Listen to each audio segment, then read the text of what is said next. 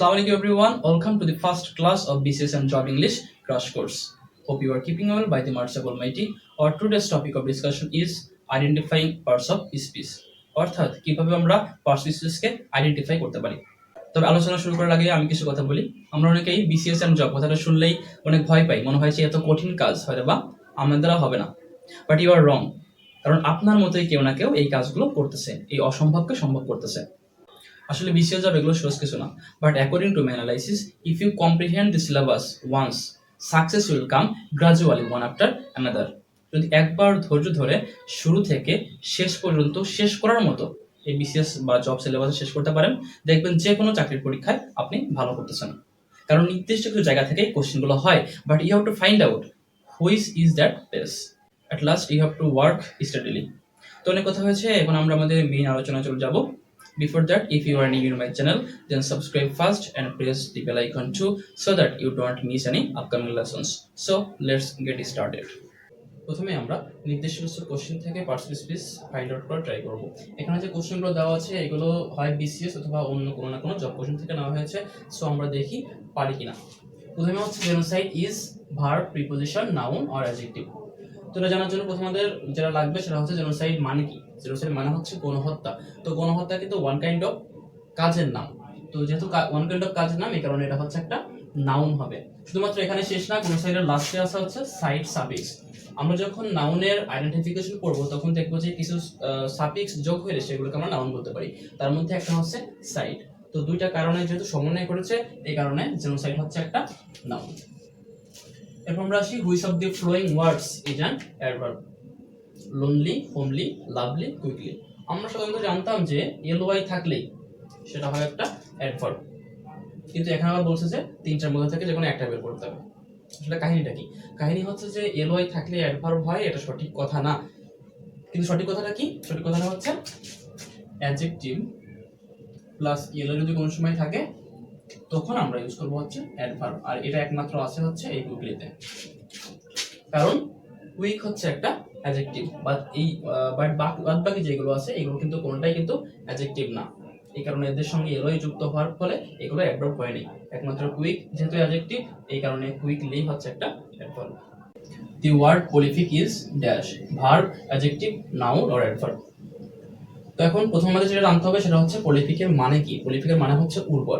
তো উর্বরটা কি? এমন একটা অবস্থা বোঝায়, আর অবস্থা বুঝাইলে সেটা কোন পার্টস অফ স্পিচ হয়? সেটা হচ্ছে একটা অ্যাডজেক্টিভ হয়। শুধুমাত্র এখানেই শেষ না, prolific-এর লাস্টে আছে আইসি সাফিক্স। আর আমরা জানি যে অ্যাডজেক্টিভের যে সাফিক্সগুলো আছে তার মধ্যে হচ্ছে একটা আছে আইসি।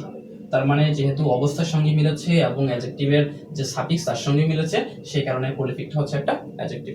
Which of the following words is an adjective? Hogwash, hokum, hockey, hoity toity. প্রথমে আমাদের জানতে হবে যে প্রত্যেকটার মিনিং কি কি।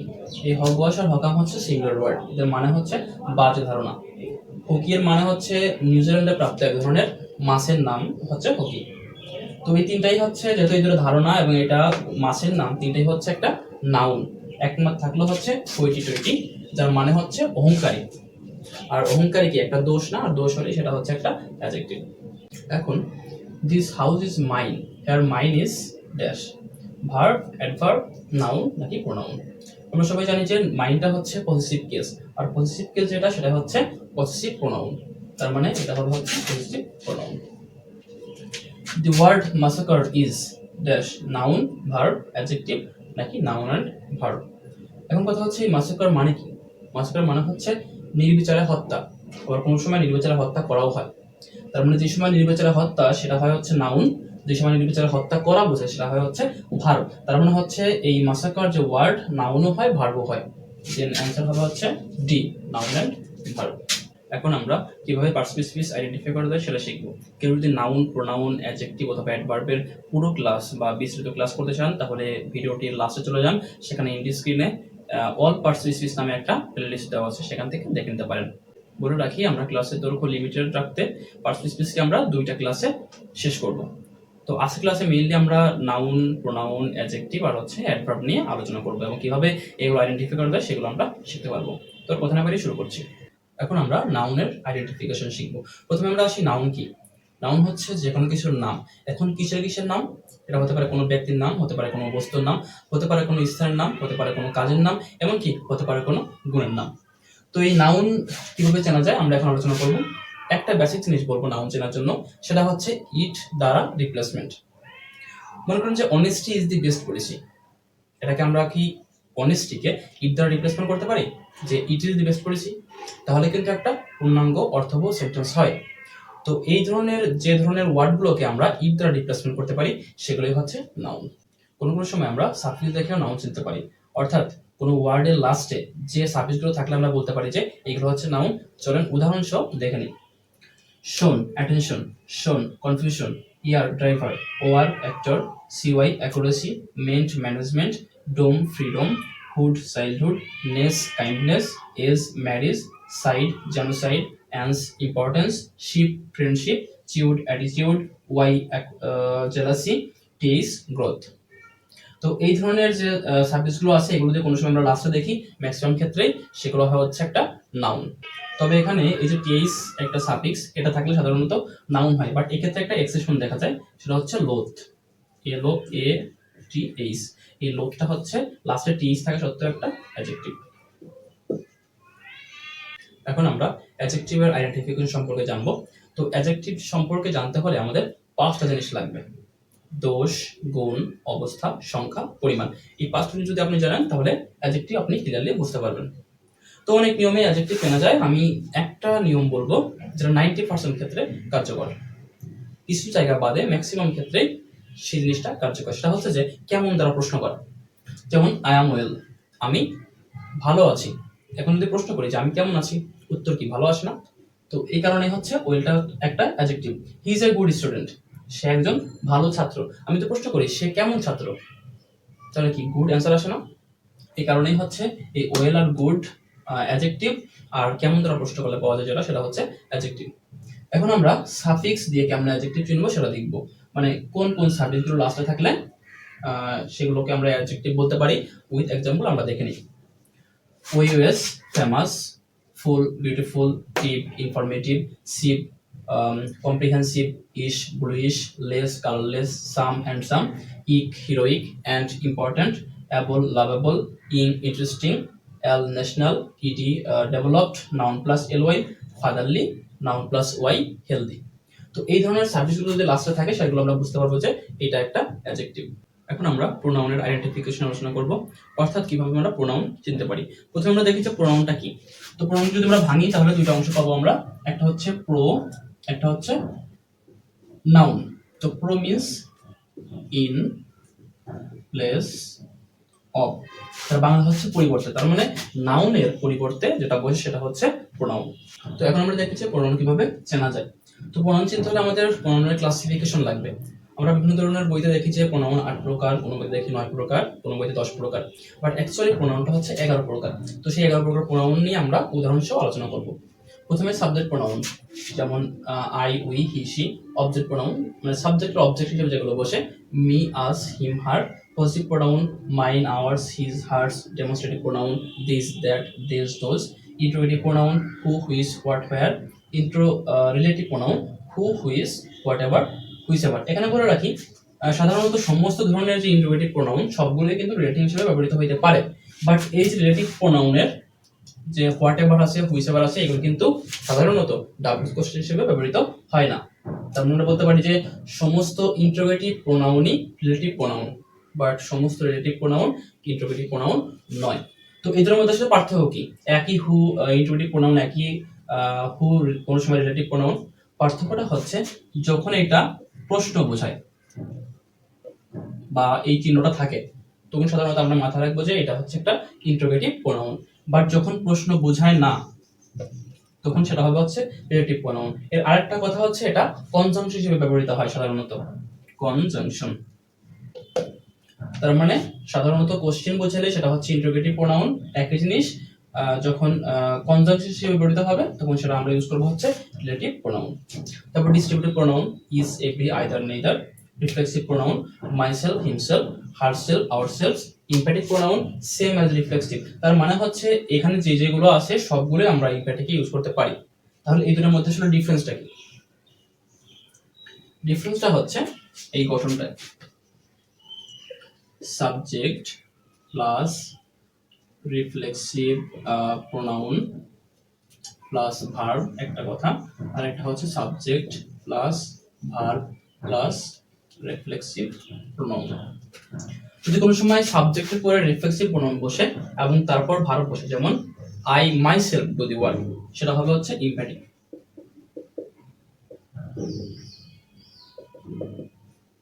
আর যদি কোনো সময় সাবজেক্টের পরে ভার্ব বসে দেন রিফ্লেক্সিভ প্রোনাউন বসে, সেটা হবে হচ্ছে reflexive.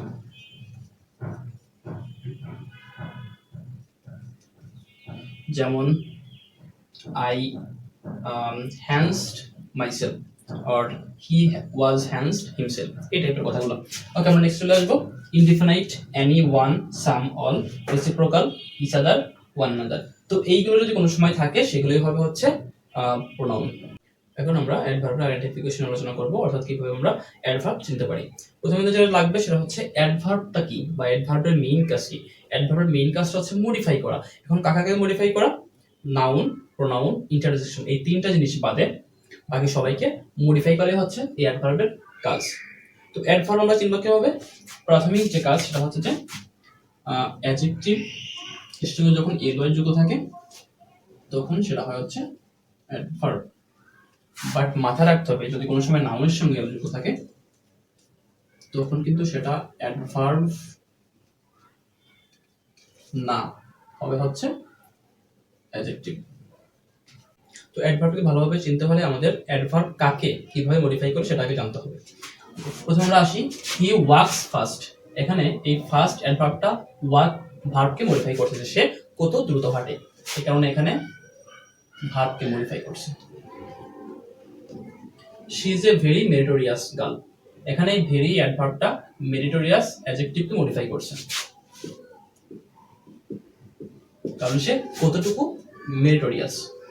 He writes very fast, এখানে ফাস্ট একটা অ্যাডভার্ব, ভেরি আরেকটা অ্যাডভার্ব, তার মানে কতটুকু দ্রুত একটা অ্যাডভার্ব আরেকটা অ্যাডভার্বকে মডিফাই করছে, এই জন্য এখানে হচ্ছে অ্যাডভার্বকে। হি স্যাট জাস্ট বিসাইড মি, এখানে জাস্ট একটা অ্যাডভার্ব বিসাইড প্রিপজিশনকে মডিফাই করছে। কিভাবে মডিফাই করছে? হি স্যাট জাস্ট বিসাইড মি, সে আমার পাশে বসছে, কতটুকু পাশে, এটা বোঝাতে জাস্ট এই জাস্টটা হচ্ছে প্রিপজিশনকে মডিফাই করছে। she did the work only because I told her to do, এখানে only অ্যাডভার্বটা because কনজাংশনকে মডিফাই করছে। কেমনে মডিফাই করছে? কারণটাকে জোর দিয়ে, তো এই জন্য এটা হচ্ছে কনজাংশন কে মডিফাই করছে। obviously I will do the work, এই obviously অ্যাডভার্বটা পুরো একটা বাক্যকে এখানে মডিফাই করছে, তার মানে এটা হচ্ছে সেন্টেন্সকে।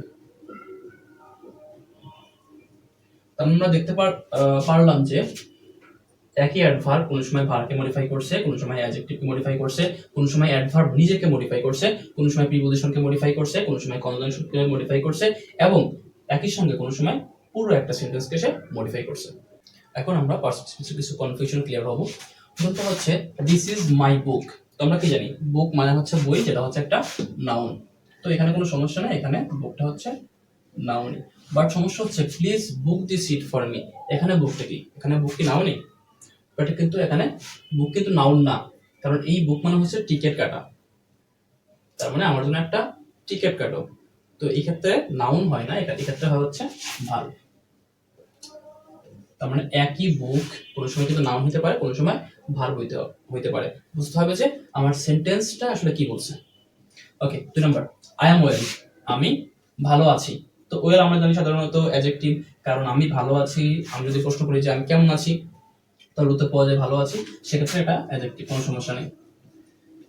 আর সমস্যা হচ্ছে একই ওয়েল যখন শি রাইটস ওয়েল আসে তখন এটা কোন পার্সিভ স্পিচ, এখন কিন্তু সেই অ্যাডজেক্টিভ আর নাই, কারণ এই ওয়েলটা কিন্তু এই রাইট ভার্বটাকে মডিফাই করছে। আমরা মাত্রই শিখে আসলাম যেটা কোনো ভার্বকে মডিফাই করে সেটা হয় একটা অ্যাডভার্ব। ওকে, আমরা আসবো 3 নম্বরে হি ইজ এ ডায়াবেটিক আর it is a diabetic issue. বলে রাখি এই ডায়াবেটিক জিনিসটা হচ্ছে একই সঙ্গে নাউনও হয়, একই সঙ্গে অ্যাডজেক্টিভও হয়। তো কোন সময় নাউন, কোন সময় অ্যাডজেক্টিভ? যখন ডায়াবেটিক রোগগ্রস্ত মানুষকে বা ব্যক্তিকে বোঝায় তখন সেটা হবে হচ্ছে একটা নাউন, যখন ডায়াবেটিক সম্পর্কিত কোনো একটা ইস্যুকে বোঝায় তখন সেটা হবে একটা অ্যাডজেক্টিভ। একইভাবে হি ইজ আ ডায়াবেটিক মানে কি এখানে কোনো ব্যক্তিকে বুঝিয়েছে, দ্যাটস ওয়াই এখানে হবে হচ্ছে ডায়াবেটিকটা হবে নাউন, বাট এখানে একটা ইস্যুকে বোঝাচ্ছে সেক্ষেত্রে এখানে হবে হচ্ছে একটা অ্যাডজেক্টিভ। তো আশা করি কনফিউশনগুলো ক্লিয়ার হতে পারছে। আজকের মতো আমাদের আলোচনা এখানেই শেষ। তবে পুরো ক্লাস জুড়ে কি শিখলেন তার ছোট্ট একটা টেস্ট, এই টেস্টটা দিতে কিন্তু কেউ ভুলবেন না। সেটা হচ্ছে the word orphanage is, orphanage কোন পার্টিসিপেল সেটা আপনাকে বুঝতে হবে।